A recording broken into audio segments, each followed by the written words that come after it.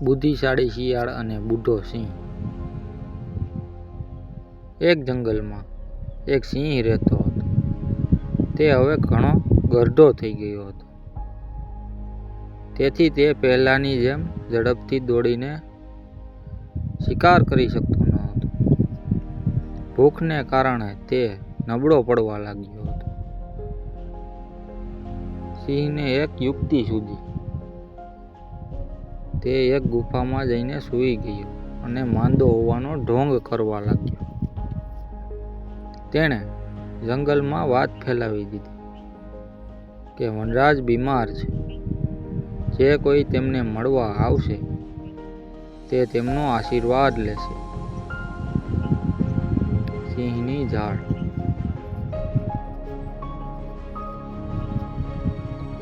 જે પણ નાનું મોટું પ્રાણી સિંહની તબિયત પૂછવા ગુફાની અંદર જતું, સિંહ તેને પકડીને ખાઈ જતો।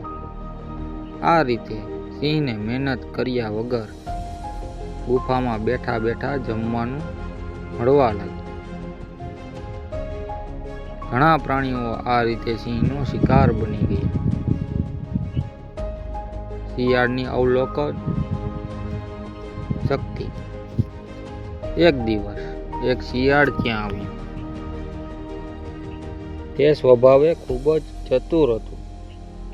તે ગુફાની બહાર ઊભું રહ્યું અને સિંહને પૂછ્યું, કેમ છો વનરાજ? હવે તમારી તબિયત કેવી છે? સિંહે અંદરથી જ જવાબ આપ્યો, બેટા, હું બહુ બીમાર છું। તું અંદર કેમ નથી આવતું?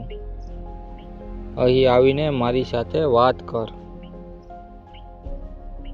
શિયાળ ગુફાના પ્રવેશ દ્વાર પાસેથી જમીન તરફ ધ્યાનથી જોવા લાગ્યો। તેણે જોયું કે ગુફાની અંદર જતા પ્રાણીઓના પંજાના નિશાન તો દેખાય છે, પણ બહાર આવતા પ્રાણીઓના પંજા એક પણ નિશાન નથી।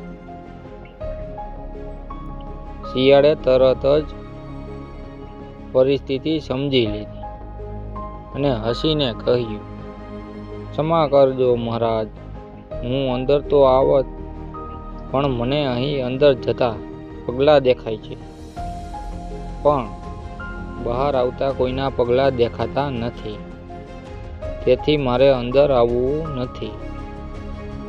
શિયાળ ત્યાંથી જીવ બચાવીને ભાગી ગયો અને સિંહ હાથ ઘસતો રહી ગયો।